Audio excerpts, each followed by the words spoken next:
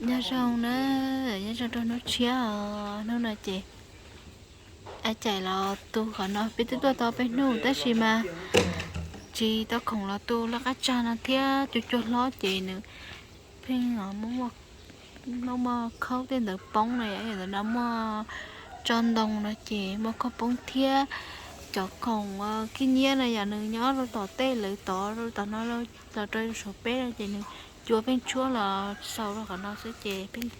không mất cái nhia chị nó nói là thế chà nó nói có tôi sẽ chỉ nó na kia à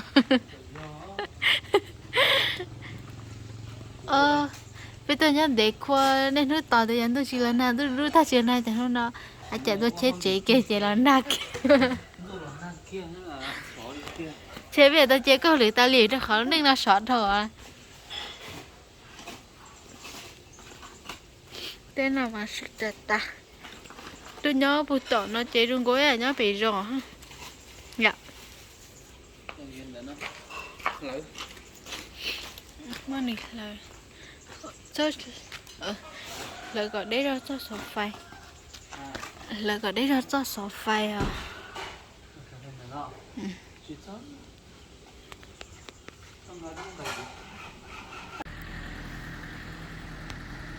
phía nào cơ mà ta cứ cho bờ bay thì ta đi ha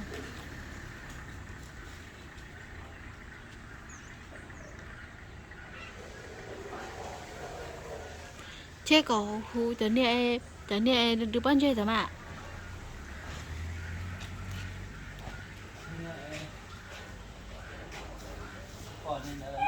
thì bữa này nó thâu sức ta tụi nó tua sáu này ạ tụi nó tua cái thế phụ sáu này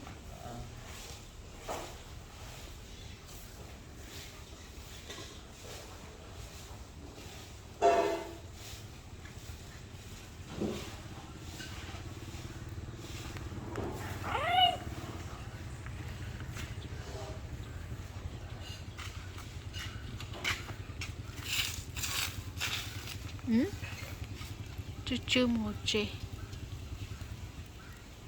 chả nó ta kỹ nó à tôi đâu biết trò à tôi chơi nhắn là non được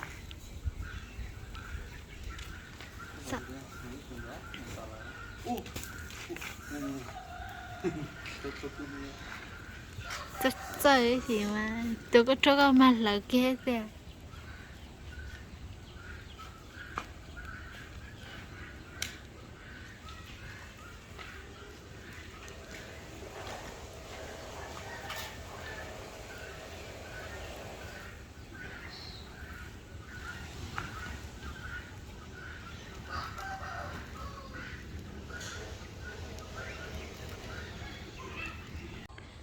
tới tàu cho để nó thổi nhớ em bể không bảo em sai gần tôi thấy lo xa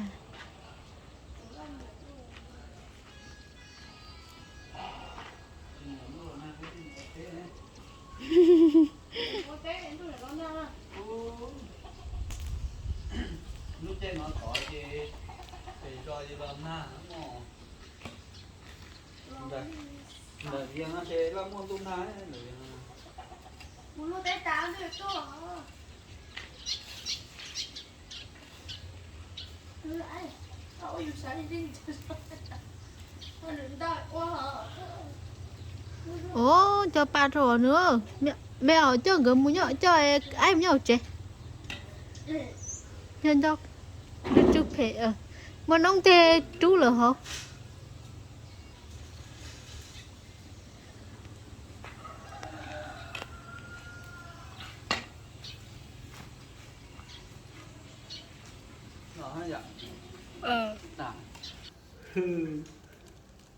dạ chị sao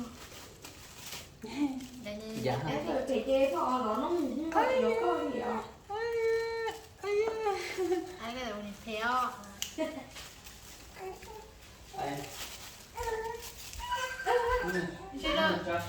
cô bé của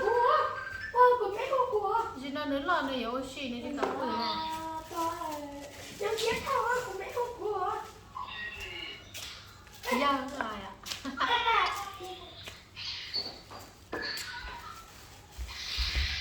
ba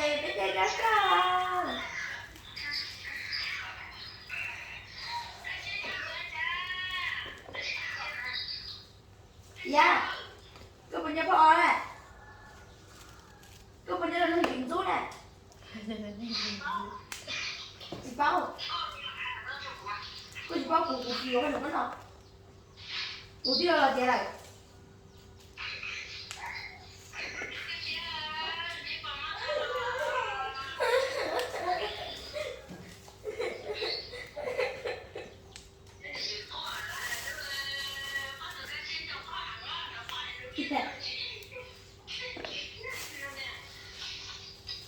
sợ cũng đâu có thành được đâu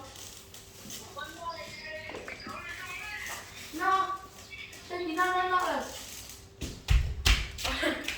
Ngon. Biết là mình nhà sẽ được gì rồi này.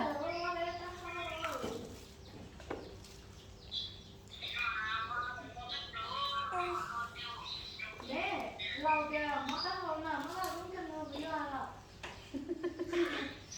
em nó tao cái tua cho mình một chút mình ở trên nó mất đẹp nó cái còn cho nó cái dùng nhà trốn tu dù trốn tu này là đâu có này lâu kìa mất đất cũng chân này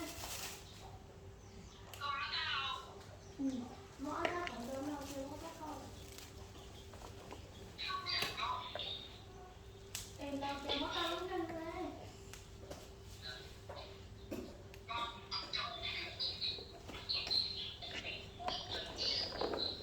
Thôi.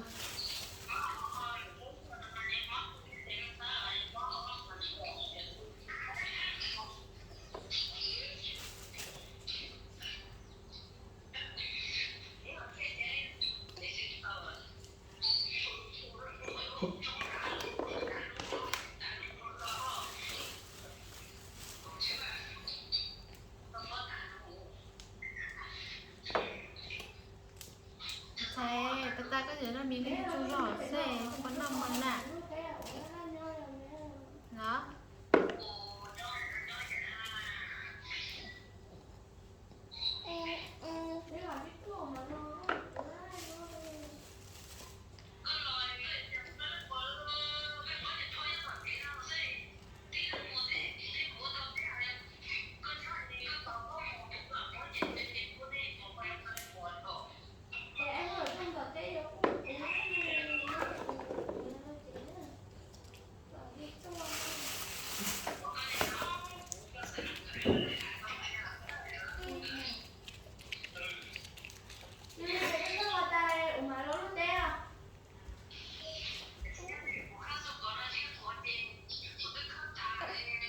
Nếu các bác có rất là của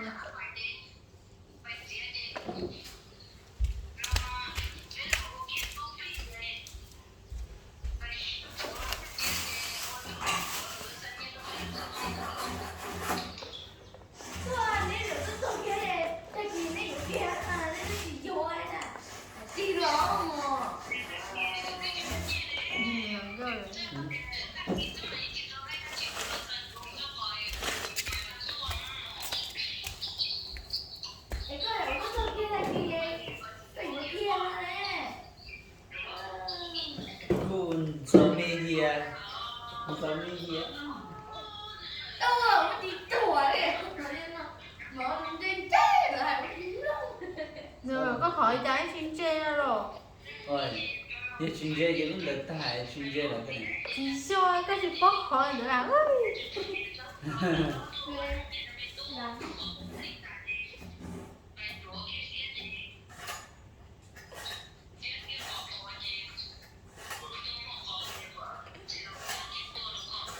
mẹ ơi cam to ấy nó có gì kỳ ấy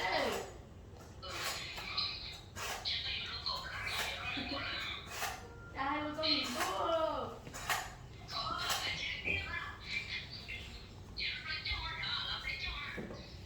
đây là tốt lắm nè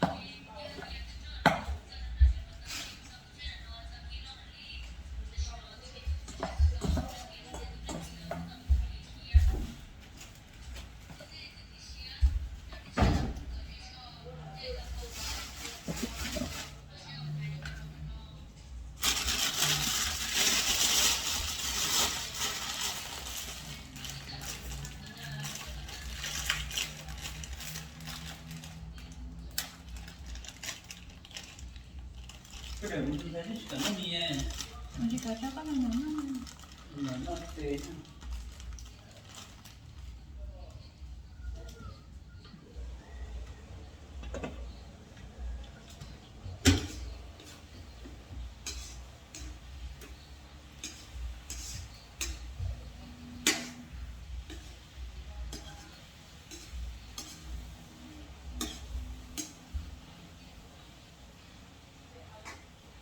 Chữ cá. Tránh đi cục khá á.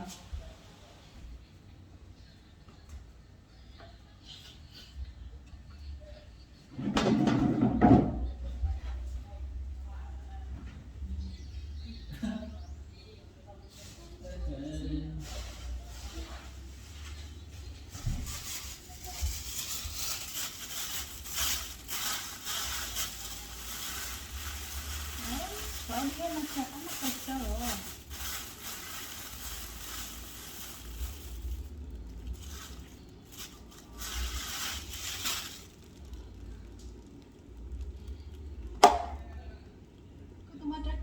Cứ bắt được mấy tựa nước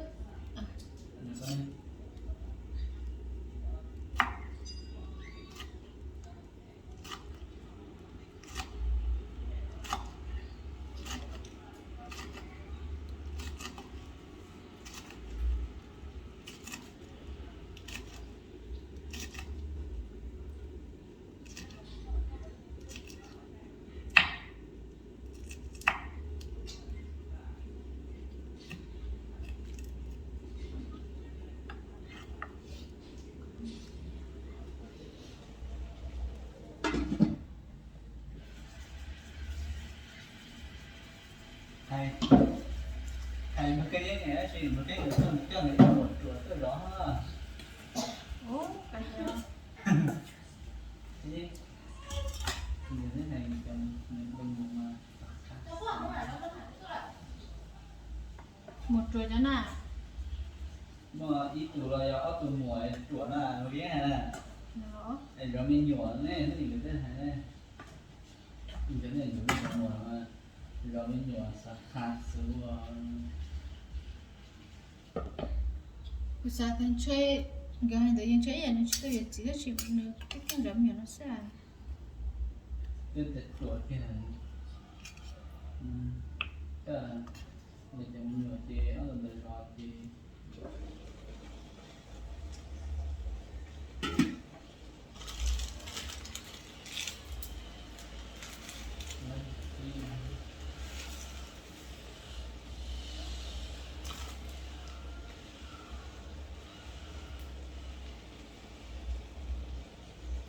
vậy là từng ở tòa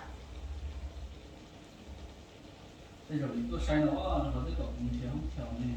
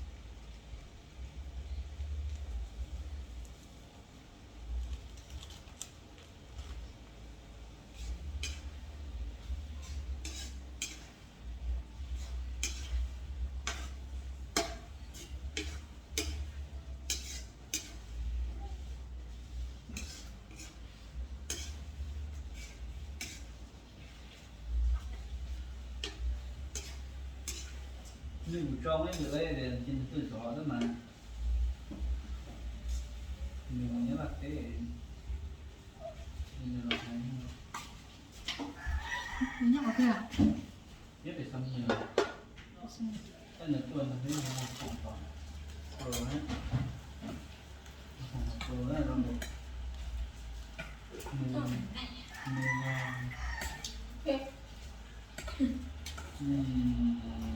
tạo một cái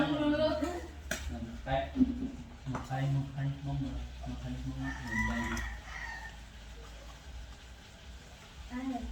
Đấy, một tay không vô thì đến đây nè. Nó nè. Thẻ nữa nè. Đấy. Dạ, nhưng mà nó là nên Để đó là nó mẹ cho đây đau không hả? Mẹ thì thoát để nó phải trước. Nếu có con thải là nó cho vào ạ. Nhưng mà ổn định. chỉ nó bắt đầu từ là cho chạy tàu rồi bên nó là nó dạ bên tàu là nó mà chuyện bùa mình nhựa thì y lần bùi tụi mình nhựa nó mỏ thì dạ y lần bùi tụi mình nhựa nó mỏ thì tụi mình nhựa nó mỏ thì